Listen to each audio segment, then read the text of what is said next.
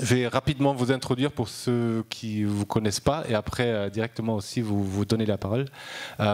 Donc, pourquoi aussi peut-être justement avoir 4 magnifiques femmes ici, c'est parce que voilà, personnellement, je suis tombé amoureuse. Ce matin, on a parlé de sorcières et de la chasse aux sorcières. Et ben moi, j'ai un faible pour les sorcières, donc je suis très heureux de vous présenter 4 magnifiques sorcières aujourd'hui. Et la première, c'est Ilia Renon, donc qui j'ai la chance de bien connaître parce que c'est ma compagne dans la vie. Donc qui est présente sur YouTube en tant que youtubeuse, qui partage pas mal de contenu et qui anime des cercles de femmes, donc qui justement aide beaucoup de femmes à se reconnecter à leur féminité, à leur puissance. Donc ça va être très riche de savoir ça. On a Lénie, qui est plus connu aussi par le nom de scène Professeur Feuillage. Donc je suis très heureux que tu sois là pour voilà, parler de voilà, tout ce que tu fais, mais aussi de l'écologie, voilà, parce que c'est quand même le cœur de ta chaîne. Marie, donc connue sous Enjoy Phoenix, donc qui voilà, tu sais, je peux que te dire à quel point ça me touche que tu aies accepté cette invitation, parce que je sais que c'est voilà voilà, un step courageux de dire je me pose et je vais participer à ce genre de débat, et je trouve ça incroyable. Voilà, que tu sois présente, tout simplement.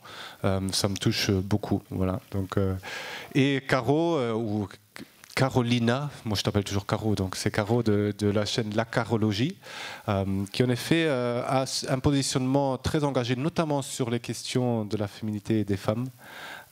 Et pas toujours facile, donc j'ai lu les derniers commentaires Twitter qui peuvent être un peu... hein on va en parler, voilà. Donc... bienvenue à vous 4. Et peut-être pour commencer, pour vous donner la parole aussi, on va regarder un petit peu ces 2 thématiques. Donc l'écologie, en effet, c'est un premier point. Et j'aimerais, toi, Lénie, te donner la parole. Peut-être pour te présenter un petit peu plus sur ce que tu fais, mais aussi de dire aujourd'hui l'écologie, c'est une thématique, on met plein de trucs dedans en fait. On entend zéro déchet, on entend minimalisme, on entend voilà, l'huile de palme. Il y a tellement de choses. Donc moi, ce qui m'intéresserait, c'est par rapport à ce que tu fais aussi. C'est quoi l'écologie aujourd'hui en fait dans ce monde dans lequel on vit? Débrouille-toi avec cette première question.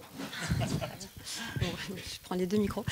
Alors déjà, merci Ferdinand de m'avoir invitée ici, parce que c'est la première fois que je suis conviée en tant que créatrice à un événement, à une table ronde.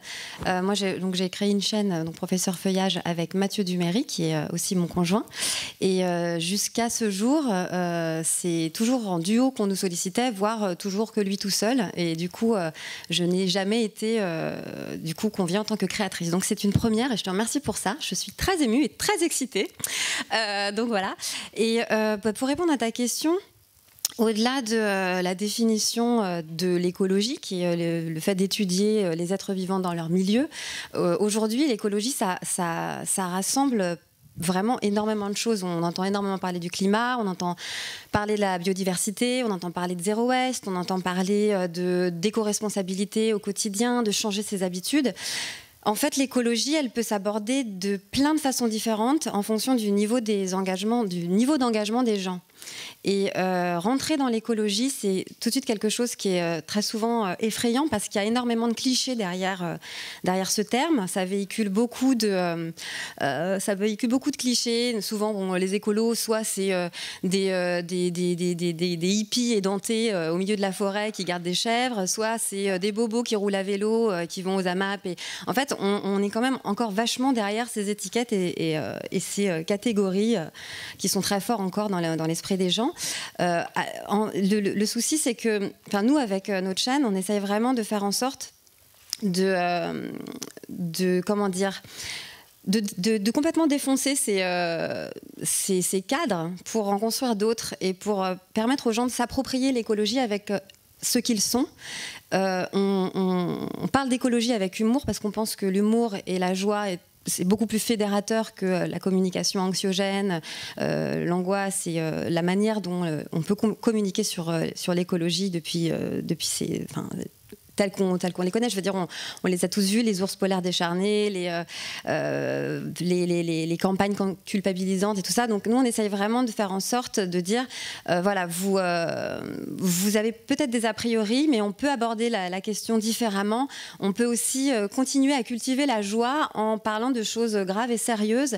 Et ça va peut-être plus vous faire tilter que si on commence à vous scléroser avec des trucs super angoissants. Donc l'écologie, c'est tout un tas de choses.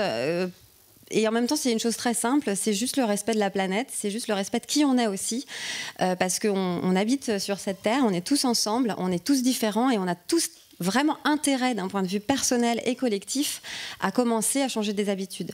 Donc comme on a cet intérêt, il faut faire l'effort, nous, enfin... On est du coup des personnes publiques, on a la responsabilité d'une certaine manière d'adresser des messages qui vont dans ce sens de prise de conscience. Et on peut le faire de plein de façons différentes. On n'est pas obligé d'avoir une manière pour communiquer autour de l'écologie. Voilà. Donc je vais m'arrêter là parce que sinon je vais parler pendant 2 heures. Mais voilà, j'espère avoir répondu à la question.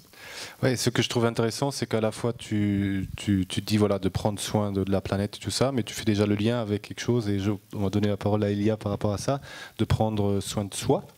Voilà, donc il y a une notion d'écologie qui est extérieure, presque on pourrait dire, mais aussi l'écologie intérieure. Donc il me semble, ou je sais, que c'est une thématique qui, toi, te parle beaucoup. Donc peut-être tu peux nous dire un peu plus qu'est-ce que tu fais dans tes ateliers, par exemple, et qu'est-ce qui fait que justement tu as choisi de mettre en avant ce travail sur une écologie intérieure qui commence à faire le lien avec la notion du féminin. En fait, tu m'avais pas dit toutes ces questions. Je crois qu'en fait, on prend soin de soi comme on prend soin de la terre d'une certaine façon. Pour moi, c'est tout est lié. Donc, à partir du moment où on commence à se reconnecter à soi, à son corps, c'est un sacré chantier, ça déjà. On commence à percevoir que le corps a des informations à nous envoyer. Il a beaucoup de choses à nous dire. Et par extension, moi j'ai cette sensation que ça me relie directement au monde qui m'entoure et aux gens, et pas qu'aux gens d'ailleurs, aux êtres qui sont aussi présents sur cette terre. Et je crois que à partir du moment où vraiment on revient à soi, j'ai ce sentiment qu'on ne peut pas être coupé du monde qui nous entoure et donc par extension on ne peut pas continuer à fonctionner comme on faisait avant. En tout cas, c'est cette conviction que j'ai au fond de moi et c'est ce que j'ai pratiqué sur moi. Et dans mes ateliers, j'essaye d'amener les femmes, chacune à leur façon, parce qu'elles vont se saisir de ces ateliers et des exercices, chacune avec leur histoire, à vivre. En fait, j'appelle ça des exercices, mais j'appellerais plutôt ça des expérimentations plus, parce que je pense qu'on lit beaucoup. Vous devez sûrement lire énormément de bouquins, voir plein de vidéos, parler beaucoup entre vous, et c'est super. Mais c'est encore plus important, je pense, de vivre les choses à l'intérieur, parce qu'à partir du moment où on l'intègre dans son corps, les choses commencent à changer, je crois, encore plus. Et c'est ce que j'essaie de faire dans ces ateliers-là, c'est qu'elles expérimentent les choses et qu'elles le vivent vraiment, et que là, des changements commencent à s'opérer en profondeur. Et après, c'est un petit peu semer des graines. C'est ce que j'essaye de faire pour... voilà, après, chacune continue son chemin à sa façon et on observe quelles sont les plantes qui vont éclore par la suite. Et on voit beaucoup d'ateliers de développement personnel, tout ça. Pourquoi avoir choisi des ateliers avec des femmes et pas quelque chose de mélangé ou uniquement avec des hommes ou... Comme une évidence, en fait, je dirais. Parce que sur Instagram, quand je regarde les statistiques, j'ai 92% de femmes qui me suivent. Donc c'est un petit peu comme un méga cercle de femmes. Et il y avait vraiment ce besoin de ces femmes-là de se reconnecter entre elles, en fait. De se parler, de se voir, de rencontrer des personnes avec qui on a l'impression de partager un petit peu les mêmes valeurs.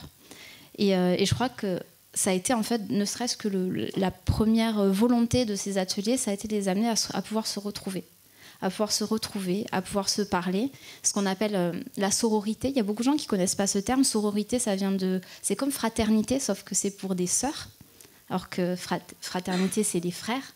Donc c'est se retrouver entre sœurs, en fait. Et c'est vraiment ce qu'on expérimente dans ces ateliers-là. Je ne dis pas que je ne viendrai pas intégrer des hommes, parce que je pense que justement, c'est très important de ne pas rester chacun dans son coin, les femmes d'un côté, les hommes de l'autre. Et j'ai envie de faire ça à terme, mais c'est aussi, il y a quelque chose de très particulier qui se joue entre femmes, dans une espèce de moment, une espèce de bulle un peu hors du temps où on se retrouve entre nous. Ok, merci. Je crois que justement, Caro a participé à un des ateliers, non, si je me trompe. Donc, elle sait bien de quoi tu parles. Alors, Caro, toi, c'est vrai que au-delà d'avoir tes convictions, tu as fait le choix vraiment de l'afficher, de le porter fortement, notamment sur les réseaux sociaux. Donc, voilà, moi, ça m'impressionne beaucoup parce que je me questionne aujourd'hui sur finalement qu'est-ce que c'est être une femme aujourd'hui et quelle place elle a dans la société. Voilà, comment tu vois ça? En fait, je vais juste réagir à ce qu'a dit Ilia tout à l'heure. Déjà, bonjour tout le monde. Je tenais à dire ça parce que j'ai croisé des regards avec, j'imagine, peut-être certains de mes abonnés. Mais du coup, pour réagir juste à ce qu'a dit Ilia, je vois totalement le lien qu'elle fait entre prendre soin de soi. Dites-moi si ça va le micro, parce que je n'ai pas l'habitude. Ok. Je vois totalement le lien qu'elle fait entre prendre soin de soi et prendre soin de l'entourage, en fait. Parce que, personnellement, moi, ma démarche est une démarche assez radicale dans le fait de prendre soin de moi. Je ne dis pas que tout le monde doit faire comme moi, mais c'est en tout cas, je pense, ce qui était nécessaire pour moi comme démarche à faire pour vraiment prendre soin de moi. Et j'ai participé à un des ateliers d'Ilia qui m'a permis de justement connecter avec toutes ces femmes différentes qui percevaient le fait de prendre soin d'elles d'une façon différente. Et donc je ne sais pas s'il y a des personnes qui me suivent sur YouTube ici, mais je vais en reparler pour les personnes qui ne connaissent pas. Moi, pendant longtemps, j'étais une jeune fille, comme j'imagine plein d'autres personnes, extrêmement complexée. J'étais très maigre, je trouvais que j'étais pas féminine, j'ai eu mes règles assez tard, j'avais vraiment la sensation de ne pas être une femme, justement. Et il y a eu un moment où j'ai renié ma féminité à cause de justement toute cette société très anxiogène et sexiste, comme on se le dise. J'ai renié ma féminité comme si c'était un fardeau, comme si c'était quelque chose qui me pesait, comme si c'était pourquoi je suis une femme, quoi. Je peux pas faire ce que je veux, je peux pas. Par exemple, à l'époque, je me maquillais toujours beaucoup, et j'étais frustrée de voir mon visage au matin lavé et de me sentir moche, en fait, et de me dire pourquoi je suis pas un homme, en fait. Pourquoi comme un mec je peux pas sortir et juste avoir la tête que j'ai? Pourquoi comme un mec je peux pas juste aller à la piscine sans penser à « Oh mon Dieu, on va voir mes poils. Oh mon Dieu, mais j'ai pas les jambes parfaitement épilées. » Pourquoi je peux pas sortir et être décoiffée, avoir peut-être les cheveux un peu gras sans me poser 400 000 questions sur qu'est-ce qu'on va penser de moi? Est-ce qu'on va trouver que je me néglige? Est-ce qu'on va me trouver sale, etc. Et du coup, j'ai renié ma féminité pendant un moment. Je portais que des habits très larges. Je voulais me cacher derrière tout ça. Je m'effaçais beaucoup. Et en lien avec cette réflexion autour de ma féminité, j'ai commencé à m'intéresser justement à tout ce qui est lutte sociale, écologie, tout ce qui concerne en fait notre société. Et j'ai trouvé un moyen en fait, à travers ça, de me reconnecter justement à cette fameuse féminité. Donc c'est grâce en fait à la démarche peut-être pas minimaliste, mais d'une certaine manière oui, que j'ai réussi à me réapproprier mon corps de femme en fait. Et j'en avais parlé avec Ilia plusieurs fois. Par exemple, à nouveau, j'insiste parce que sur les vidéos YouTube, on a l'habitude de s'en prendre plein la tronche à chaque fois qu'on parle de ce genre de choses, donc je fais des disclaimers en vrai. Mais j'insiste sur le fait de dire que je ne m'estime pas meilleure que qui que ce soit ici parce que je fais ce que je fais, d'accord? Juste, c'est ma démarche. Donc en fait, par exemple, je me suis rendu compte de nombre de déchets qu'on créait avec les protections hygiéniques, avec les tampons, les serviettes et tout ça. Je sais que c'est nécessaire pour certaines personnes, mais dans mon cas, c'était pas le truc le plus important au monde à utiliser. Donc j'ai pu m'en passer en utilisant par exemple une coupe menstruelle. Et il y a maintenant d'autres moyens de vivre ces règles en créant moins de déchets. Par exemple, il y a eu ça. Après, j'ai réfléchi à tous les produits cosmétiques que j'utilisais tous les jours et qui, au final, n'étaient pas bons pour ma santé et que je mettais et que j'appliquais sur ma peau au quotidien. En fait, j'ai eu une réflexion sur ça parce que quelqu'un m'a dit ne mets pas sur ta peau ce que tu ne peux pas mettre dans ta bouche. Quelque chose comme ça. Et ça m'avait fait tilt. Je me suis dit, mais c'est trop pas bête en fait. Et donc, comme ça, petit à petit, j'ai commencé à me dire, mais en fait, ma tête, elle va bien. Genre, je vois pas pourquoi je devrais faire quoi que ce soit pour me sentir bien en fait. Donc, j'ai arrêté de me maquiller. Au quotidien, je le fais plus. Après, j'ai pensé à tout ce qui est crème épilatoire, rasoir, bande de cire et tout ça. Et pareil, la même réflexion de me dire, mais pourquoi enfin, de juste s'interroger pourquoi moi, parce que je suis une fille, je dois le faire. Et donc, petit à petit, voilà, j'ai arrêté de m'épiler. Et ça en est suivi tout ce qui est avec les cosmétiques. Alors, à nouveau, désolée si j'en choque certains ou certaines, mais ça fait maintenant bientôt 3 ans que j'utilise presque aucun produit cosmétique sur mon corps. De temps en temps, j'utilise peut-être parfois du déo, mais très de temps en temps. Mais voilà, j'utilise quasiment jamais de gel douche, alors que c'est basique pour tout le monde d'utiliser du gel douche au quotidien, mais on ne se rend pas compte de tous les déchets qu'on crée avec les produits, les lotions, les sprays, les parfums, les crèmes, les bases, les toniques, les démaquillants, les machins. Et moi, petit à petit, j'ai trouvé ma façon à moi de vivre dans mon corps et d'une façon qui lui correspondait. Et vous inquiétez pas, je sens pas mauvais. J'ai fait le test, je l'avais dit à personne et personne n'a fait de remarque. Et en fait, voilà, j'ai trouvé comment vivre moi mon corps en fait. Et maintenant, ça a été dur. Hein.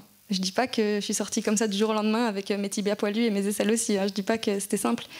Mais une fois qu'on passe le cap et qu'on trouve en fait sa voie dans ça, c'est une libération totale. Parce que non seulement je me connecte à mon corps, justement, maintenant j'ai plus honte. Genre, quand quelqu'un va me dire, ça m'est arrivé en plus à la piscine, ouais, t'es dégueulasse, on voit tes poils, ouais, t'es pas une vraie femme et tout.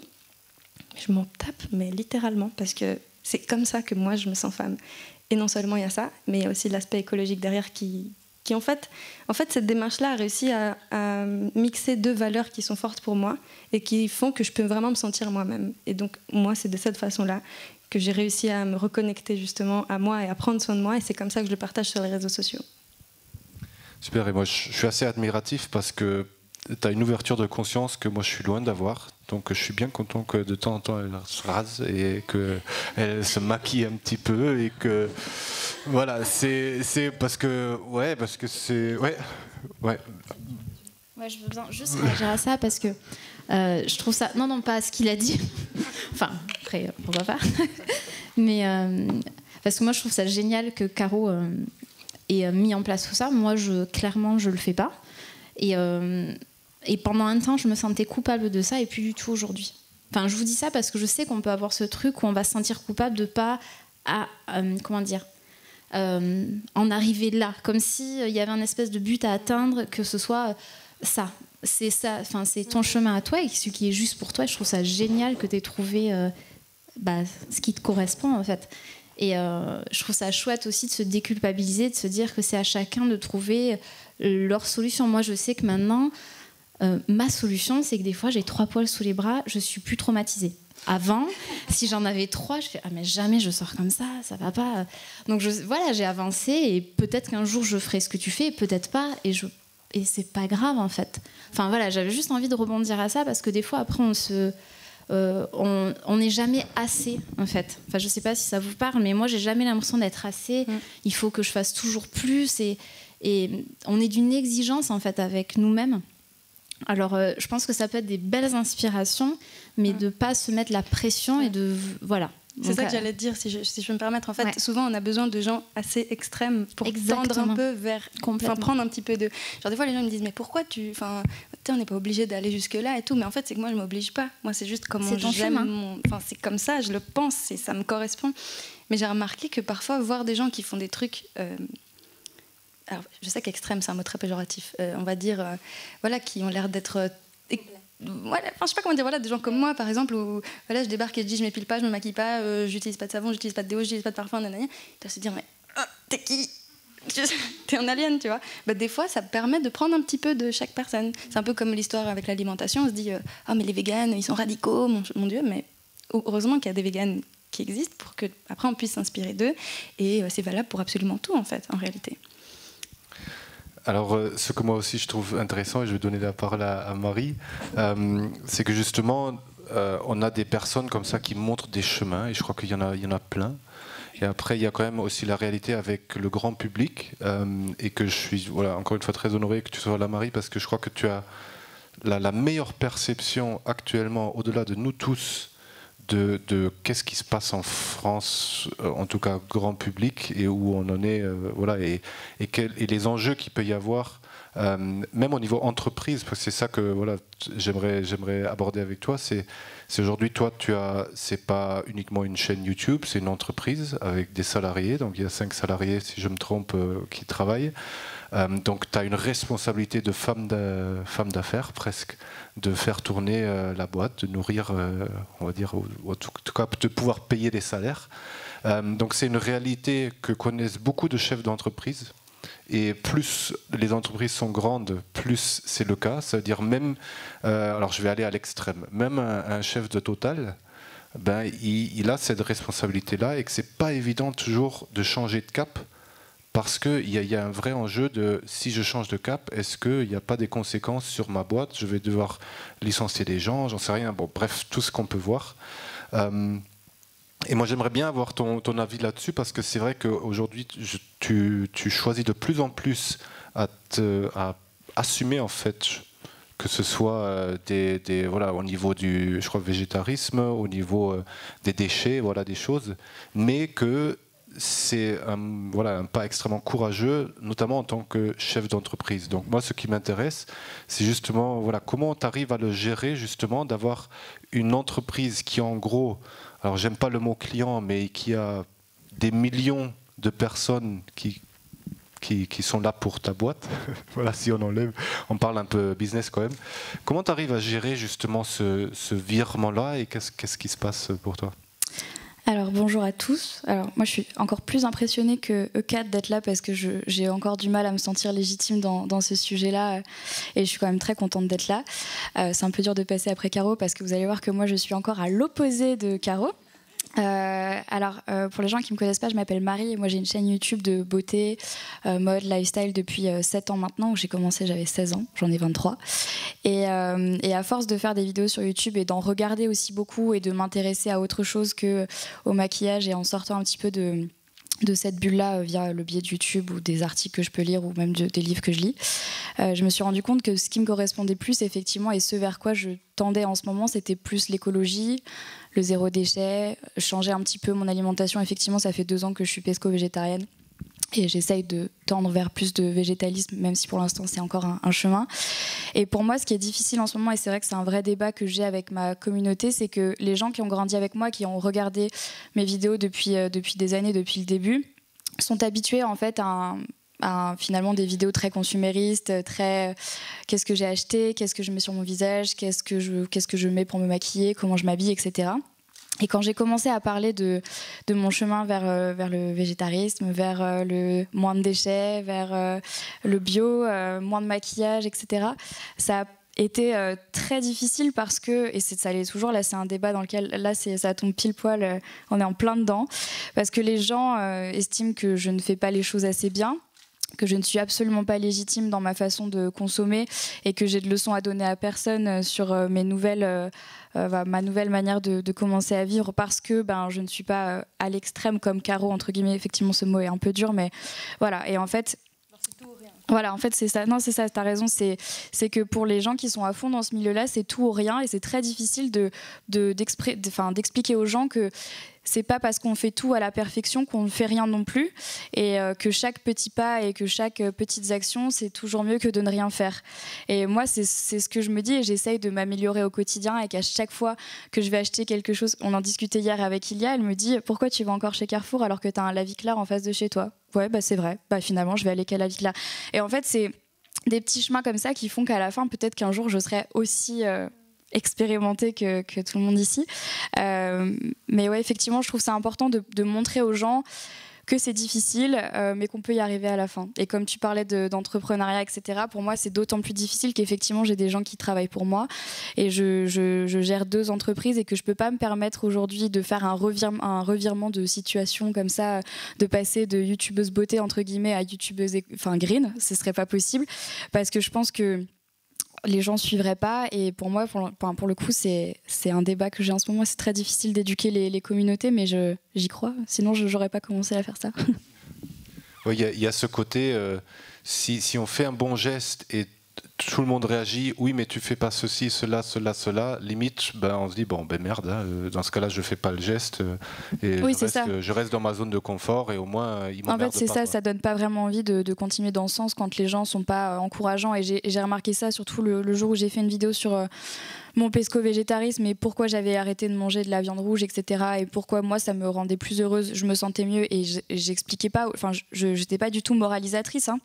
Je donnais simplement aux gens mon expérience et mon chemin de pensée. Et en fait, je me suis fait lyncher parce que dans les commentaires, c'était pourquoi tu continues à manger du poisson alors que, voilà, le poisson quand il décède, il souffre autant qu'une vache ou qu'un cochon, etc. En fait, je me suis pris plein la gueule alors que j'expliquais bien dans la vidéo que c'était un chemin et que j'y étais pas encore au bout, mais que c'était mieux que rien, quoi. Et j'ai l'impression que cette communauté est quand même encore assez dur, et je comprends que les gens soient réticents à devenir un peu plus bio et à continuer dans ce sens-là, parce que c'est délicat quand on sait qu'on va se faire lyncher, quoi.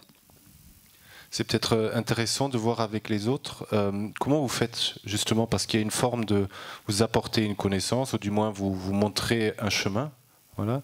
Comment vous faites quand vous êtes confronté à ce genre de situation où il y a des gens qui ne comprennent pas, ou qui disent vous ne faites pas ci, cela, ou c'est-à-dire comment on se comporte en fait, si jamais là on va à la maison, on veut installer le zéro déchet dans sa famille, et il y a toute la famille qui dit mais tu nous prends pour des illuminés, quel discours on peut avoir? Eh bien, pour ma part, pour notre part avec Mathieu, quand ça nous arrive, en général, on essaie de se souvenir du chemin qu'on a fait et de la personne qu'on était avant d'entreprendre ce chemin. Parce que les personnes à qui on parle, qui réagissent de cette façon, on était... en tout cas pour nous, on était comme elle. On était aussi à ce stade de prise de conscience, mais avec cette espèce de sensation d'être complètement impuissant en fait, et de ne pas savoir par quel bout prendre les choses, et puis quelque part de défaitisme, de se dire mais oui, mais c'est tellement ample, on n'y arrivera jamais, donc par flemmardise aussi ça, c'est aussi des choses qu'on peut percevoir chez nos interlocuteurs, et il faut, je pense, se préserver de porter le moindre jugement, parce qu'avant d'en arriver là où on en était, on avait des habitudes qui n'étaient pas éco-responsables, et c'est à force d'accuser-réception de la réalité du monde qu'on est rentré dans ce cheminement, et que petit à petit, on commence à se sentir de plus en plus légitime pour en parler, parce que justement, on a fait cette expérience. Et c'est aussi, je pense, ça va faire un peu le lien avec... pour réagir un petit peu à tout ce qu'on vient d'entendre, c'est que la meilleure manière de parler des bienfaits qu'apporte du coup l'écologie, c'est de partir de ce que ça nous fait à nous-mêmes. Ça nous permet, en tout cas, je pense que si on en est à ce stade d'engagement, c'est que quelque part, on a senti que c'était important de s'aligner avec nos valeurs, et qu'on ne pouvait plus se mentir, qu'on avait vraiment besoin de cette connexion, de cette authenticité avec nous-mêmes, qu'il fallait vraiment, il y avait ce besoin d'intégrité vis-à-vis de soi, qui fait qu'à un moment donné, il faut passer à l'action. On ne peut plus se contenter juste de savoir les choses et de les observer, et à partir du moment où on rentre dans l'action, il se passe quelque chose d'assez magique, c'est qu'on ne peut vraiment pas revenir en arrière. Et je pense que c'est vraiment un truc super important, c'est que quand on commence à s'engager sur la voie de ce genre de changement, tout est tellement vertueux et ça facilite tellement les choses à plein d'égards qu'à un moment donné, on peut plus faire marche arrière, parce que sinon, on se recompliquerait la vie. Donc ça, c'est quand même un truc super cool, quoi, de se dire, allez-y. En fait, le moment inconfortable, c'est le moment où on va chercher les nouvelles habitudes et on va essayer de les mettre en place. C'est vraiment comme un fumeur qui veut arrêter de fumer et qui en chie, parce que dans la période où il essaye de se sevrer, il a tout le temps envie d'allumer une clope. Bon, on reste toujours un peu fumeur, hein, mais pour ce qui est de l'écologie et de l'engagement et de l'éco-citoyenneté, il y a vraiment un truc qui fait que derrière, on se dit mais ça n'a absolument aucun sens de faire marche arrière. Et donc on se sent aligné, on se sent, donc ça s'appelle la congruence, le fait d'être aligné avec ses valeurs et de sentir que les actions qu'on fait dans sa vie permettent d'être complètement intègre avec ce qu'on ressent. Et c'est ça qui fait que du coup on peut communiquer d'une manière positive auprès de personnes qui n'en sont pas à ce stade d'engagement. Je pense, pour réagir à ce que tu disais, alors je ne sais plus précisément, mais souvent on a cette envie de vouloir convaincre les gens. Ça marche rarement, en fait. Moi, maintenant, je pars du principe où, que ce soit même dans ma famille ou... par exemple, ma sœur, avec les protections, elle va détester, j'espère qu'elle verra pas ça, sinon elle va me tuer, mais les protections menstruelles, où je lui disais, il faut absolument que tu passes à ça, et j'avais beau lui dire, je crois que ça a fait son chemin, mais plus j'essayais de la convaincre, plus elle était aussi réticente à ça, parce que je crois que ça me pointe du doigt quelque chose qui est pas bien chez nous, alors notre réaction, c'est de dire non. Voilà, en tout cas la sienne est beaucoup comme ça, et finalement, ça a été juste moi d'incarner au quotidien ça et de pas chercher à la convaincre plus que ça, mais que quand j'avais mes règles, j'allais dire ok, je vais mettre ma cup ou je vais nettoyer ma serviette et de continuer mon truc et de montrer que ça se passait mieux pour moi, que moi en l'occurrence c'est une thématique qui est importante parce que j'ai de l'endométriose, donc je communique aussi beaucoup sur la thématique des règles, mais de voir que tout ce chemin-là, ça m'avait ouvert aussi d'autres choses, ça lui a donné envie. Et je crois que c'est surtout ça qui marche, c'est de donner envie. C'est comme quand on est végétarien, d'inviter des potes à la maison et de leur faire des bons repas, c'est le meilleur moyen de leur donner envie d'essayer, en fait. Plutôt que de dire, tu devrais faire ça, c'est de dire, oh, mais ton gratin, il était trop bon, tu peux me passer la recette. Et alors là, on se dit, ah, voilà, j'ai fait... Et moi, c'est ma manière de... C'est pour ça qu'à un moment, c'était le sous-titre un peu de mon Instagram, très original, Be the Change. Mais bon, voilà. Mais parce que c'était vraiment ça que pour moi, c'est par là que va venir le changement. C'est en l'incarnant soi-même, déjà, avant de regarder dans le jardin du voisin, déjà soi-même incarner ce qui nous semble être juste. Voilà. Je peux réagir, du coup. J'entends tous ces discours-là et puis ça résonne en moi en fait dans le sens où comme du coup je viens de vous l'expliquer, j'incarne du coup forcément les valeurs que j'ai. Après j'avais quand même envie de nuancer un peu la conversation parce que vu que moi je m'intéresse énormément au militantisme, au féminisme, etc., c'est un milieu très violent. C'est un milieu très agressif à l'image en fait des discriminations de la société en fait. Et pendant très longtemps, j'ai eu, et j'en parle sur ma chaîne, j'ai eu une sorte de... C'était très dur en fait pour moi de concilier mon bien-être et les démarches sociales, que ce soit par rapport à l'écologie ou à n'importe quelle problématique féministe, antiraciste, antivalidiste ou quoi que ce soit, parce que justement ce monde-là qui m'enseignait tant de choses était intrinsèquement extrêmement violent, comme je viens de le dire, à l'image de ce qui se passe dans ce monde. Alors je comprends bien et je suis la première à penser qu'il faut qu'on s'adapte au niveau de communication de la personne qui est en face de nous. Je suis la première aussi à penser qu'il n'y a pas d'autre moyen meilleur que la bienveillance pour transmettre une valeur. Mais je m'en rends compte à travers moi-même, mon militantisme, que malheureusement, il y a des personnes, si on ne leur rentre pas dedans, elles ne comprennent pas en fait. Et c'est triste à dire et c'est là où je suis plus ou moins d'accord avec toi. Je suis pas sûre que ça marche pas. Comment dire ? On croit que ça marche pas du tout, le fait d'avoir des discours un peu culpabilisateurs, moralisateurs et d'être dans le négatif et tout, parce que c'est ce que justement fait la société déjà de base avec tous les documentaires en mode les ours polaires, la banquise, voilà, c'est très anxiogène. Mais il y a une différence, je pense, entre juste alerter les gens et leur faire peur et leur dire des choses qui leur sortent de leur zone de confort. Et c'est là où est la différence. Des fois, on se sent agressé quand on nous dit quelque chose, alors qu'en réalité, factuellement, ça dit juste des choses violentes, mais c'est pas contre nous. Par exemple, quelque chose de tout bête. Quand je dis à quelqu'un qui nie l'existence des violences sexistes, que je lui dis « une femme en France meurt tous les 3 jours sous les coups de son conjoint », c'est violent. c'est violent de dire ça, c'est des actes violents, mais c'est pas violent contre la personne.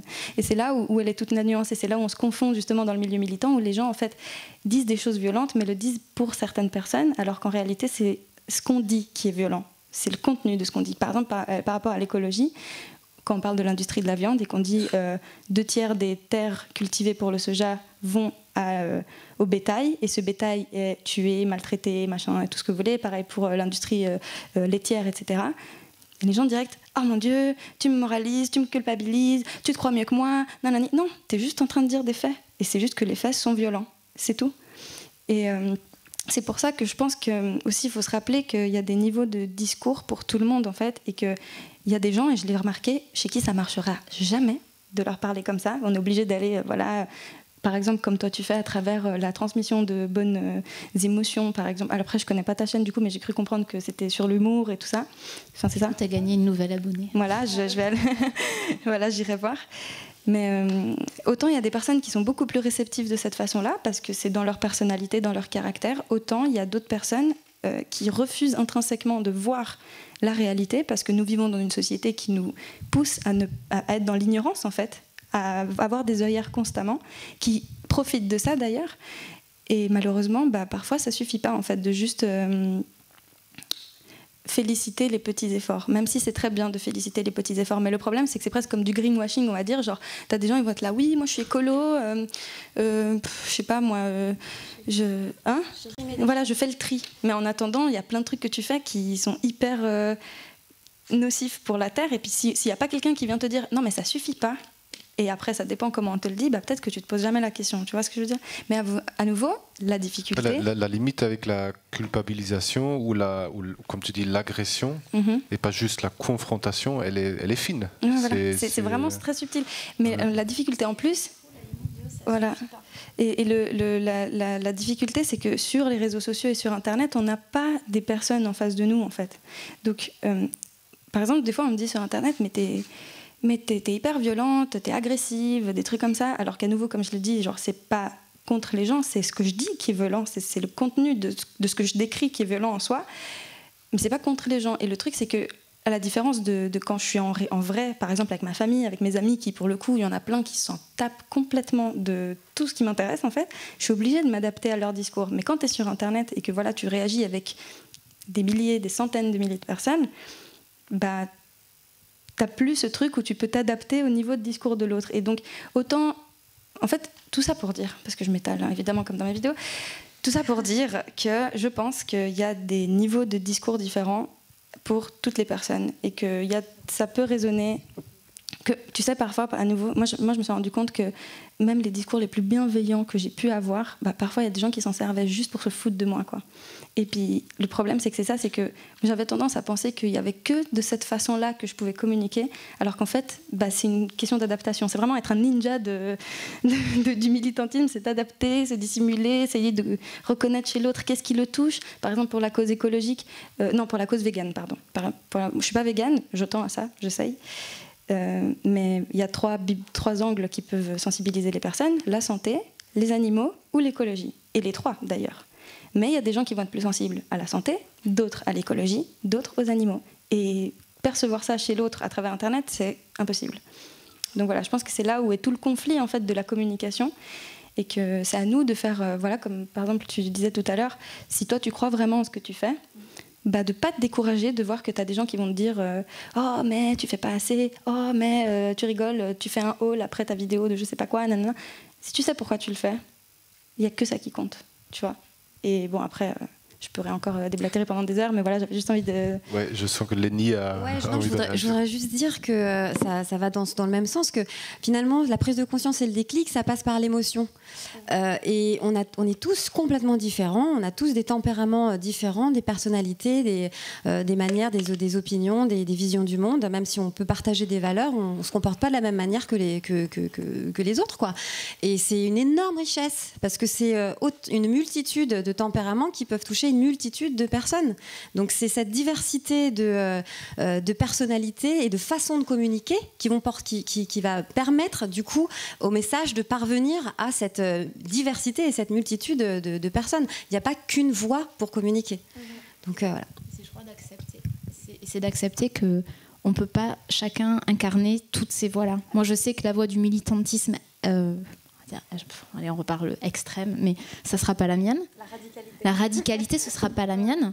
Je serai plus dans le mode douceur, d'essayer d'inspirer les gens, mais je trouve ça nécessaire qu'il y ait des lanceurs d'alerte, qu'il y ait des gens qui font ça avec humour. Enfin, en fait, on a besoin de tout ça. Ouais. Et c'est OK de pas être tout ça, en fait. D'ailleurs, si je peux me permettre, d'ailleurs, c'est l'objet d'une des dernières vidéos que j'ai faites où j'avais la sensation que, justement, moi, je trouve que là où je suis le plus efficace et là où j'arrive le plus à faire percuter des trucs aux gens, c'est dans cette radicalité, on va dire. Il y a eu des conversations où des fois j'étais avec des personnes qui se sont mises à pleurer, pas à cause de moi, mais juste parce qu'elles se rendaient compte que, oh mon Dieu, mais quoi, tout ça, je le savais pas, et mon Dieu, tu m'apprends des trucs. Et il se passe des choses, en fait. Il se passe vraiment des choses. Tout comme j'ai eu des personnes qui ont fini par m'insulter et ne plus vouloir me revoir, tu vois.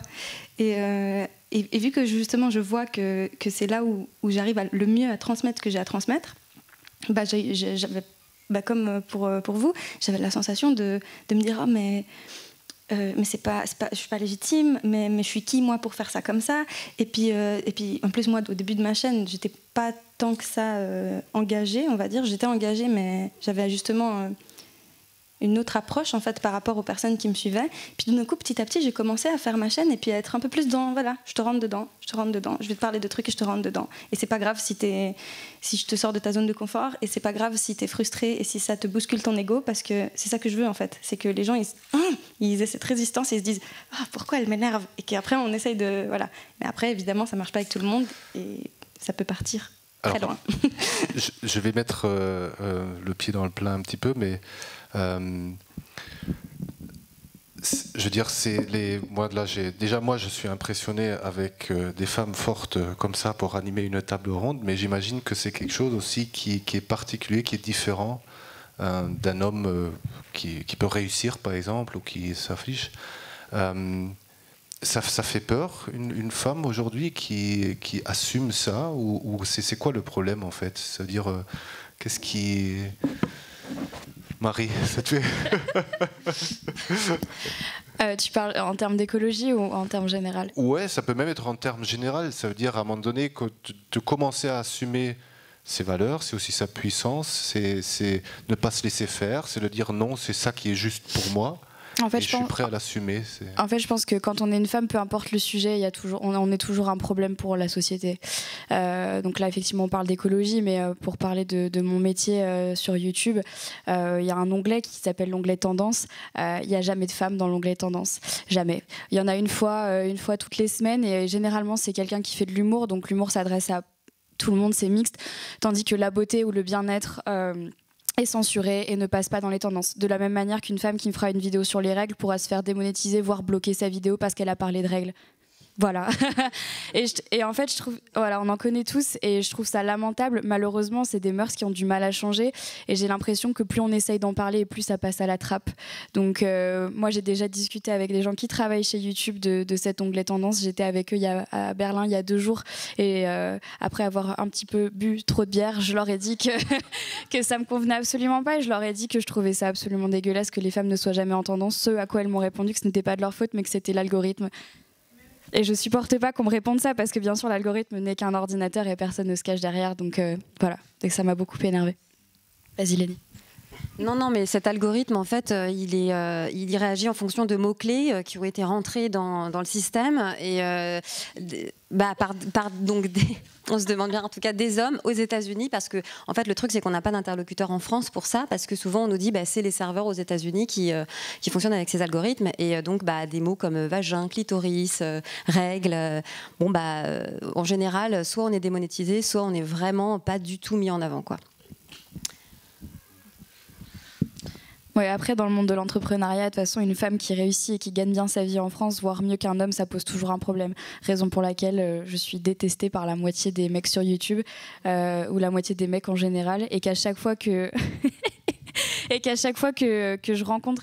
Alors là, ça parle du domaine privé, mais tous les copains que j'ai pu avoir ont toujours eu un problème avec le fait que je gagne plus d'argent qu'eux. Et ça a toujours été un réel problème, même dans ma vie et même dans les gens de mon entourage, de mes amis ou de ma famille, de gens qui disent mais c'est pas possible, enfin, qu'est-ce que tu fais, enfin, oui, enfin, à part mettre du rouge à lèvres et montrer ton cul sur Instagram, tu sais rien faire, quoi. Donc bon, c'est le genre de discours qui généralement m'énerve, mais je ne peux pas lutter. Vas-y.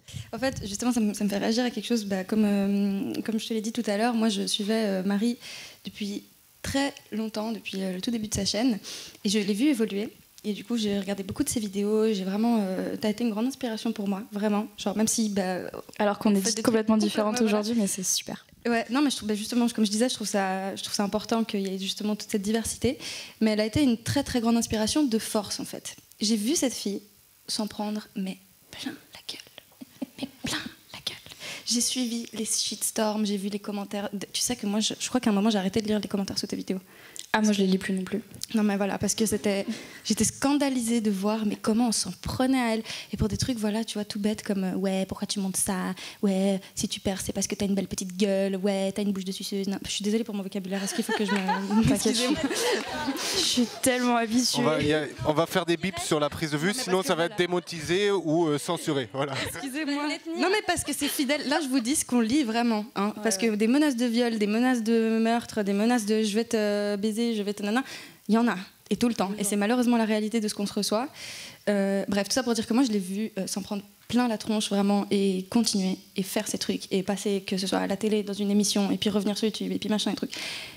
Et je pense que même si on peut ne pas être d'accord avec, je sais pas moi, une certaine démarche, ou un certain partenariat, ou je ne sais pas quoi, parce que les gens sûrement te taclent aussi pour ça, on ne peut pas nier le fait que tu as une inspiration immense pour plein de femmes, parce que tu es l'incarnation, comme plein d'autres femmes, de quelqu'un qui a pris sa vie en main, en fait, et qui s'est dit, je vais créer mon métier, quoi. Et je vais rester là, malgré toutes les personnes qui vont faire en sorte de me bâcher et tout ça, je vais rester là. Et cet exemple de force, d'autant plus sur YouTube, c'est très inspirant. Et c'est ce qui, moi, et je vous promets, c'est ce qui, moi, m'a donné envie de faire ma chaîne, bien que je n'ai rien à voir à nouveau avec sa manière de vivre la féminité. Non, mais c'est vrai. Mais je tiens à dire ça parce que je pense qu'on parlait tout à l'heure de sororité. C'est important qu'on reconnaisse le fait qu'il faut des femmes qui nous inspirent. Et même si ces femmes-là ne nous ressemblent pas spécialement, je pense par exemple aux femmes racisées qui n'ont pas spécialement d'exemple en France de femmes noires ou de femmes asiatiques ou de femmes, que sais-je, qui aient réussi et qui soient au pouvoir, qui aient une influence forte. Ben comment on fait quand on est une jeune fille, qu'on a 14 ans, et puis que les seules figures de pouvoir qu'on a, c'est des mecs? Comment on fait? Comment on fait quand on voit qu'on est sur YouTube, qu'on aimerait faire des vidéos? Et d'ailleurs, petite anecdote personnelle, moi quand j'allais commencer ma chaîne, j'allais faire de la beauté parce que je pensais que je pouvais pas faire autre chose. Hein. Voilà, pour vous dire. Comment on fait quand on veut faire ça et qu'on n'a pas de figure à laquelle se rattacher? Et ben justement, juste pour ça, je pense que tu peux être vraiment fier de tout ce que tu as fait pour ça. Et tout ça pour dire, parce qu'on réagissait à quoi au début déjà? J'ai oublié, j'étais... Les hommes, voilà. Tout ça pour dire qu'il y a une autre anecdote qui me vient à l'esprit. Quand tu disais, ouais, tu montes ton cul sur Insta, tu parles de rouge à lèvres et tout machin, ça prouve en fait la misogynie ambiante de cette société, parce que tout ce qui intéresse les femmes, c'est futile. Si, Solange Te Parle a fait une vidéo dernièrement, je ne sais pas si vous connaissez Solange Te Parle, elle est géniale. Elle a fait une vidéo sur son sexisme intériorisé, parce qu'on vit dans une société forcément qui nous inculque plein de valeurs différentes. Et donc on intériorise ces valeurs-là. Moi, en tant que femme, j'ai été misogyne, et je le suis très probablement encore d'une certaine manière, parce que c'est dur à déconstruire, évidemment. Et dans cette vidéo, Solange Te Parle dit qu'inconsciemment, elle n'aime pas l'idée de savoir qu'elle est plus suivie par des femmes que par des hommes. Et ça prouve en fait ce truc où elle se dit, bah, si c'est des femmes qui aiment mon contenu, ça a moins de valeur. Si c'est des femmes qui valorisent mon contenu, ça a moins de valeur. Si c'est des femmes qui m'invitent à des événements, ça a moins de valeur. Comme si c'était futile, comme si ça n'avait pas d'importance. Mais non, pas du tout. Et je pense que justement, tu fais partie des personnes qui permettent de changer un peu la balance et de se dire, bah elle... Tu vois, on ne t'associe pas à un mec, toi, quand on va parler dans les journaux. On ne va pas dire la copine de... Ah oui, peut-être quand tu sortais avec Anil. Voilà. Genre, mais quand tu sors pas avec... Enfin, quand tu es célibataire, voilà, ou je sais pas, bah, on va parler de Marie, tu vois. J'adore, Non, mais oui, mais la preuve que je la suis vraiment. Non, mais vraiment, c'est pas une blague, je la suis vraiment. Mais pour dire que voilà, quand on parle d'une femme dans les médias, ou même quand il y a une femme qui meurt dans les médias, comme Aretha Franklin ou je sais pas quoi, on va parler de l'ex de la femme de, ou les hommes qui ont marqué sa vie, ou Non mais vraiment, non mais c'est un truc de ouf. Et puis après je m'arrête, mais vraiment c'est juste pour la petite parenthèse féminisme et tout ça. Là dernièrement il y a un rappeur qui s'appelle Mac Miller qui est mort aux États-Unis que j'aime beaucoup. Et en fait c'était une des seules fois, je crois, en tout cas pour ma part, où on pouvait lire dans le journal l'ex d'Ariana Grande, parce que c'était du coup l'ex d'Ariana Grande. Et puis dans les articles qui parlaient de sa mort pour dire l'ex d'Ariana Grande, dans l'article, c'était pour expliquer que la toile entière était en train d'accuser Ariana Grande de sa mort, de l'avoir quittée, en fait. Donc, la seule fois où on va parler d'un mec en tant que l'ex de quelqu'un, c'est pour lyncher sa meuf. Donc voilà, tout ça pour dire que c'est malheureusement une réalité à laquelle tu fais probablement face et à laquelle j'ai peur de faire face de plus en plus, parce que ma chaîne grandit gentiment, mais que toi et plein d'autres femmes influentes ont été ce qui m'ont donné envie de justement m'imposer aussi. Et c'est ce que j'espère pouvoir créer aussi chez les personnes qui me regardent. Voilà. Donc, je crois que tu as envie de réagir et après on va peut-être prendre quelques questions. Ouais, j'avais juste envie de... Je sais pas si... Ouais, si. En fait, j'ai eu à peine une larme aux yeux. Bon, ceux qui me suivent savent que je suis hypersensible, voilà. Mais je trouve ça me rappelle vraiment les cercles de femmes, ça. C'est-à-dire ces moments où on s'autorise à dire à une autre femme, j'ai énormément de respect pour toi, je te trouve forte, et ça me touche parce que les relations entre femmes, c'est compliqué, hein, des fois. La jalousie, la compétition, tout ça, c'est un truc qu'on a intégré souvent. Et des choses très vieilles, en fait. Des fois, c'est des relations qui étaient là au collège et ça teinte encore aujourd'hui ce qu'on pense être la norme entre femmes. Et quand je vois des femmes qui peuvent se dire ça alors qu'en fait, c'était pas parlé, vous connaissiez pas, voilà, ça me touche beaucoup et ça me donne de l'espoir aussi. Voilà, que vous puissiez voir ça, moi, ça me touche parce que c'est ça que je vois dans mes ateliers et à chaque fois, ça m'émeut énormément. Moi, ça me touche d'autant plus que le milieu duquel je suis issue c'est une catastrophe. Hein. Le milieu de la beauté sur YouTube, c'est une horreur. Voilà, j'en perds ma bouteille. C'est vraiment une horreur. C'est de la compétition, c'est de la jalousie, c'est de la méchanceté, c'est de la mesquinerie. C'est très très difficile de faire partie de ce milieu. Et aujourd'hui, c'est la raison pour laquelle j'essaye de bifurquer vers un autre chemin parce que ça ne me convient plus. Ça ne me convient plus ces soirées où tout le monde se toise, tout le monde moi, j'ai l'impression qu'on me jette le mauvais œil à chaque fois que je passe quelque part et où une fille ne m'aime pas. Et je trouve ça lamentable et triste. Et ça me touche d'autant plus que c'est une des premières fois où qu'une femme me dise ça. Personne ne me le dit jamais. Non, c'est vrai, je te jure que c'est vrai. Jamais, jamais, jamais. Ah Bravo, Caro.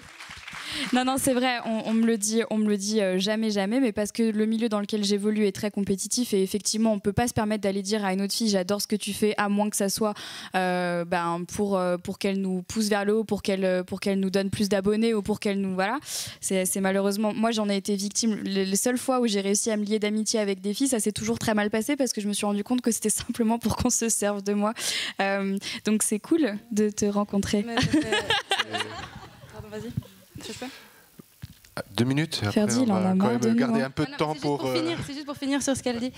Que je pense aussi qu'on peut se rendre compte par rapport au fait que c'est comme s'il n'y avait pas la place en fait. Genre comme si justement vu qu'il y a tout ce truc où l'espace est organisé d'une certaine manière et réservé à certaines personnes. On parlait de l'anglais tendance où il n'y a que des mecs. On parle, si on regarde le top 10 des youtubeurs à nouveau, que des mecs, à part Natou et Andy qui font de l'humour.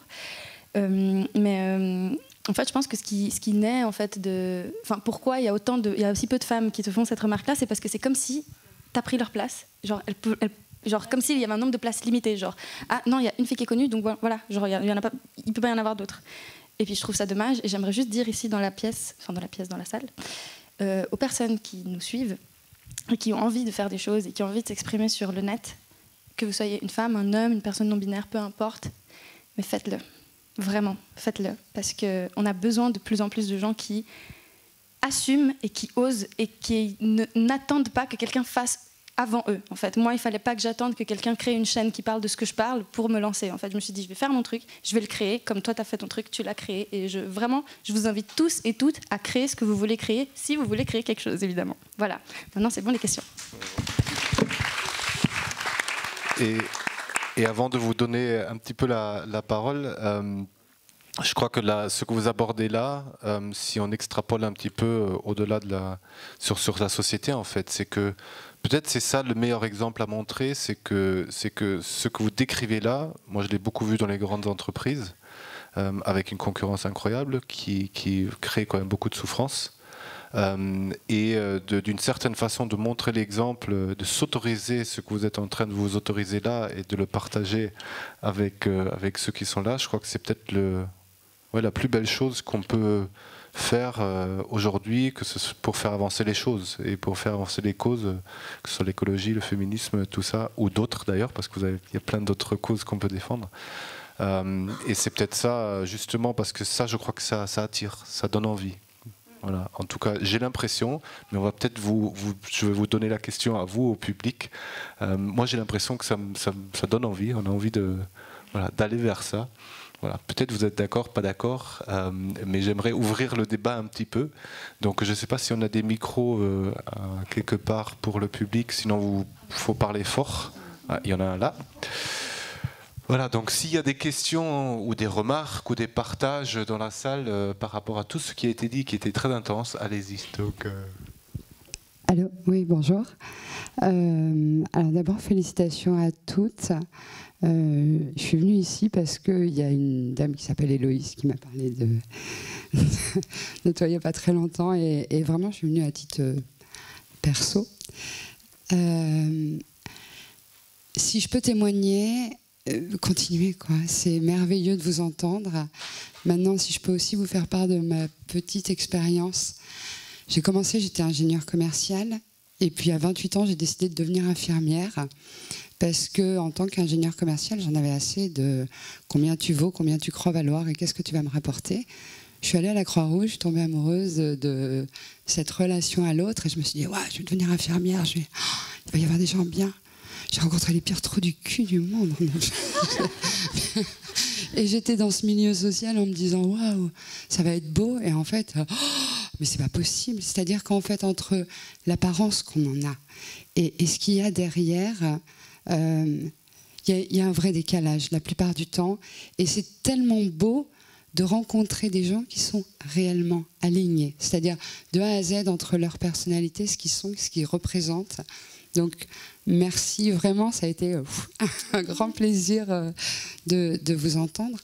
Et je voulais juste vous dire, il y a aussi toute une part de la féminité qui s'appelle la maternité, et qu'on n'a pas du tout abordée.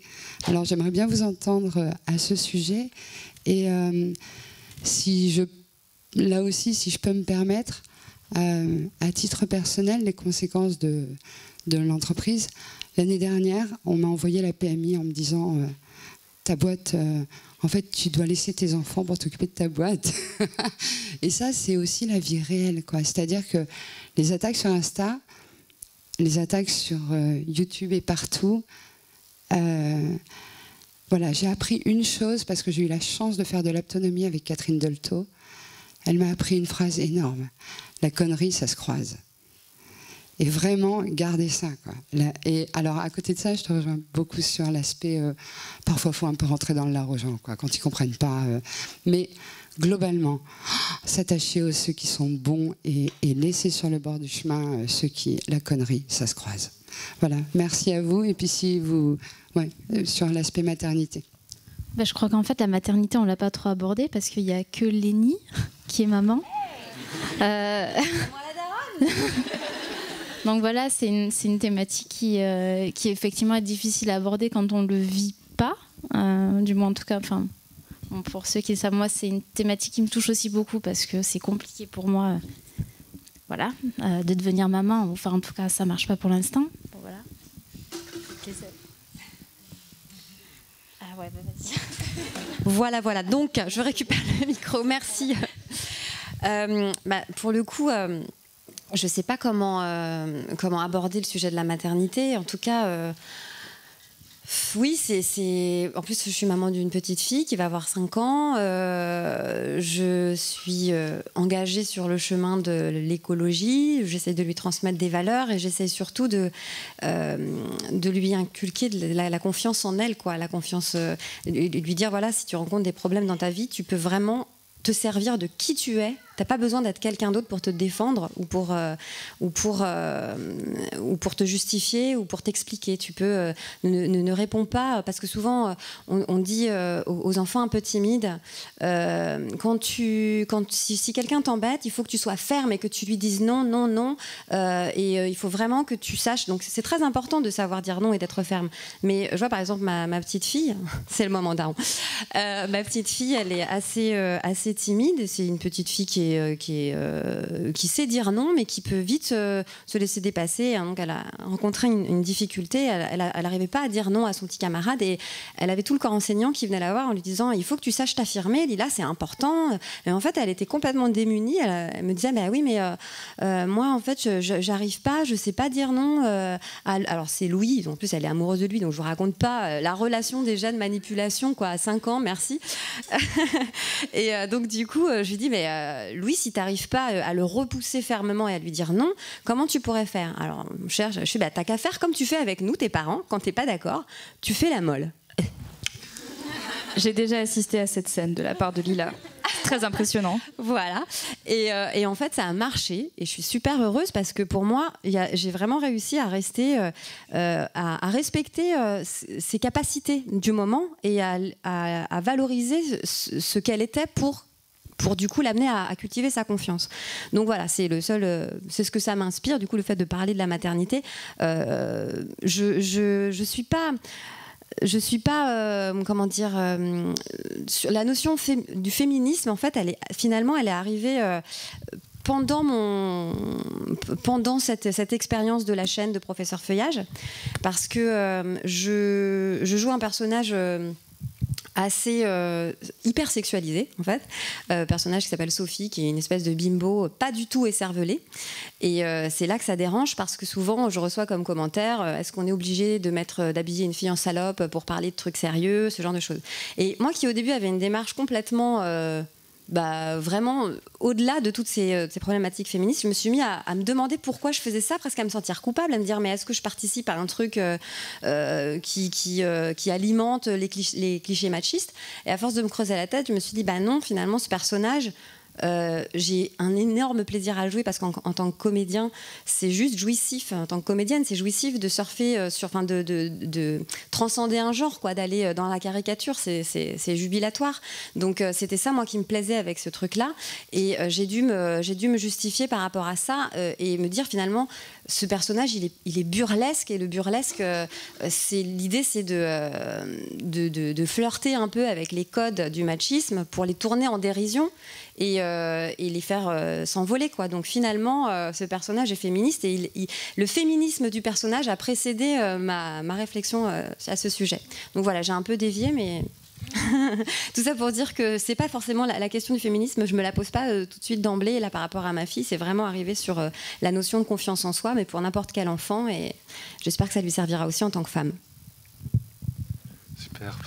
Peut-être une au fond, je crois qu'il y avait une main là-bas de lever déjà, premier, sinon...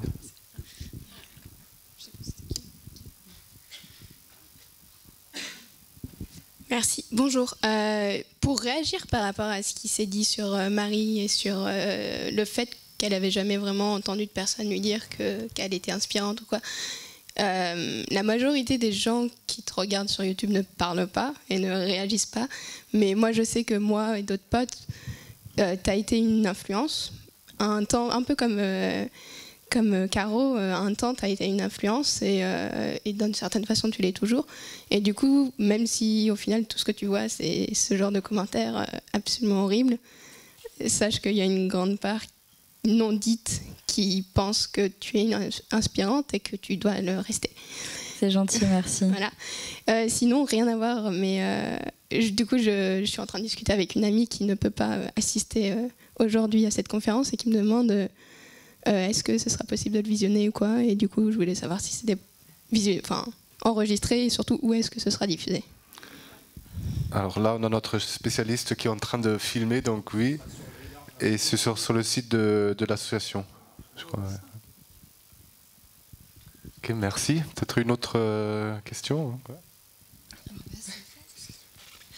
Moi, j'ai une question. c'est que à force de, enfin là par exemple, récemment je viens de découvrir Ilia, j'ai regardé plein de ses vidéos, je me suis dit ouais, c'est génial et tout. Enfin, c'est vraiment un truc qui est en train de se faire chez moi depuis un an, je pense, de me tourner plus vers l'écologie et tout ça.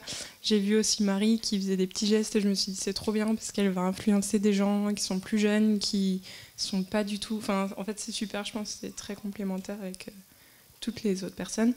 Et en fait donc je me confronte à me sentir ridicule parfois, à dire non je veux pas de papier, c'est bon.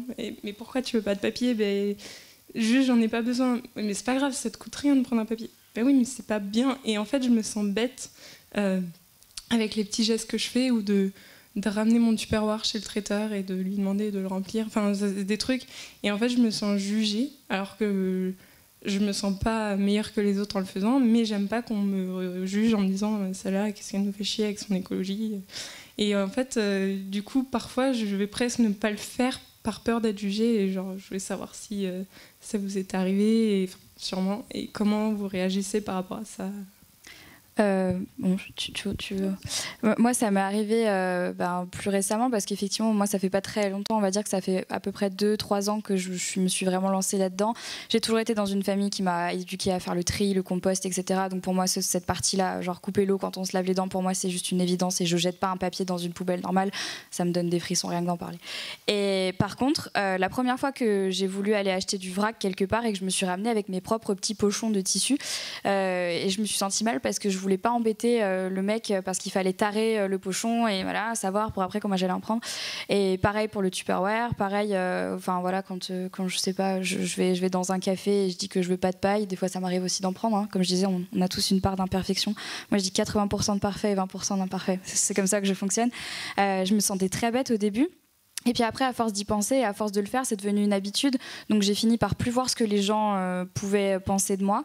Et puis après, je me suis tout simplement dit que si c'était des valeurs qui, moi, me rendaient heureuse, j'en avais rien à foutre de ce que les gens pouvaient penser, parce que finalement, c'est pas eux qui vont dicter ma vie. Et si eux, ils sont heureux en prenant des trucs à emporter H24 et jeter un plastique par terre, c'est leur vie.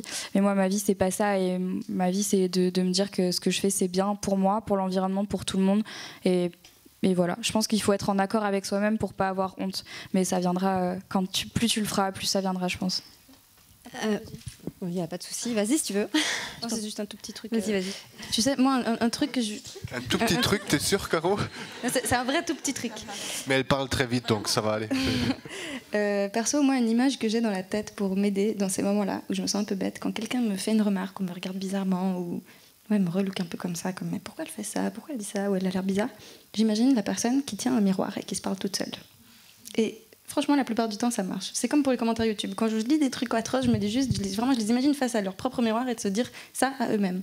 Parce qu'au final, en fait, c'est juste le reflet de ce qui les frustre. Donc, c'est une petite image qui personnellement m'aide. Peut-être tu peux en trouver une autre, mais voilà, je voulais juste rajouter ça. C'est très juste. Du coup, je compléterai en disant que ce que tu ressens, moi, ça m'est arrivé de le ressentir aussi à ce moment où je commençais à changer des habitudes. Et c'est ce dont je parlais tout à l'heure quand je disais que finalement, le moment le plus inconfortable, c'est quand on lâche ses habitudes pour en prendre de nouvelles.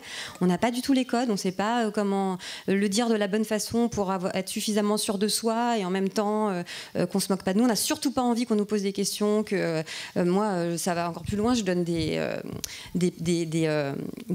des tissus enduits de cire d'abeille pour mon fromage, donc chez le fromager. Je me dis, je veux surtout pas qu'on me demande pourquoi.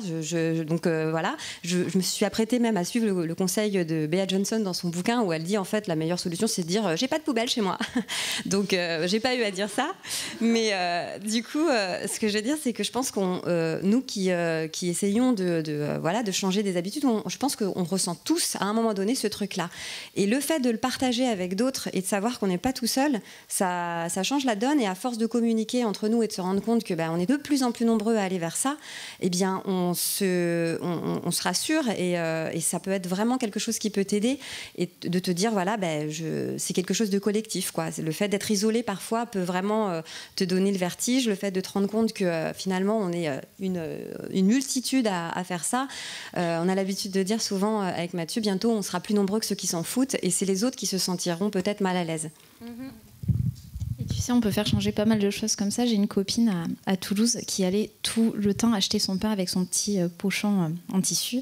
Et le boulanger était là, ah, encore vous avec votre pochon, enfin, comme ça.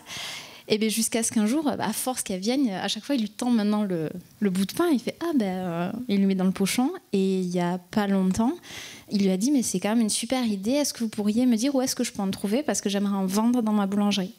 Bon, ça a pris du temps, je crois que ça a pris genre 1 an et demi. Mais voilà, donc ça vaut le coup. Bah, en tout cas, je voulais aussi vous remercier parce que, comme tu disais, c'est vraiment... Enfin, moi, des fois, je me sens seule et des fois, j'ai l'impression que c'est normal que ce que je fais et je me dis, en fait, tout le monde fait ça, mais non. Mais c'est parce qu'à force de regarder vos stories Instagram ou je sais pas, des choses comme ça me semble presque normal et ça aide vraiment à faire la transition. Donc, merci à vous. Et il y a une autre, je ne sais pas si elle est dans la salle, mais elle est présente ici. Elle aurait pu avoir une 5e chaise, c'est Alice Boucher. Donc si regarde ces vidéos et tu vas te sentir normal parce qu'elle elle en rigole, mais pour avoir voyagé avec elle et qu'elle mange des bols entiers de carottes râpées, même moi je me dis voilà, donc ça aide aussi, tu vois, de devoir avoir là en fait une petite pochette, c'est rien du tout en fait. Est-ce qu'il y a d'autres questions? Moi, c'est pas tellement une question, c'est féliciter l'association parce que je trouve que là, on a vraiment une thématique, la féminité, l'écologie. On a plusieurs tons, on a de la douceur, de la bienveillance et beaucoup de positivisme, par l'humour aussi. Il y a des messages qui passent et je trouve que le festival et l'association donnent lieu à ce genre d'échanges. C'est quand même des initiatives qui sont intéressantes de proposer cette thématique-là aussi. Et typiquement, l'association, moi je suis un peu dans l'organisation, nous a dit cette année, on ne veut pas de bouteilles en plastique. Donc typiquement, sur tous les ateliers et conférences, ils nous ont dit, on va prendre des fontaines qui sécurisent l'eau, c'est de l'eau du réseau, et vous avez là des bouteilles qui sont en tritan sans bisphénol, et qui permet à tous les festivaliers, alors il y en a beaucoup qui ont leur contenant, mais je trouve qu'ils ont, dans l'organisation, pensé à beaucoup de choses, et c'est aussi l'innovation, c'est vous aussi, vous êtes prescriptrice, et pour moi c'est l'avenir, j'ai devant moi des femmes qui sont fortes, qui ont un ton différent pour exprimer ce qu'elles vivent, et je trouve que le festival donne l'occasion à d'autres de s'inspirer de ça, de ces solutions et ces alternatives, comme il y en a beaucoup d'autres. Donc je félicite le festival et l'asso.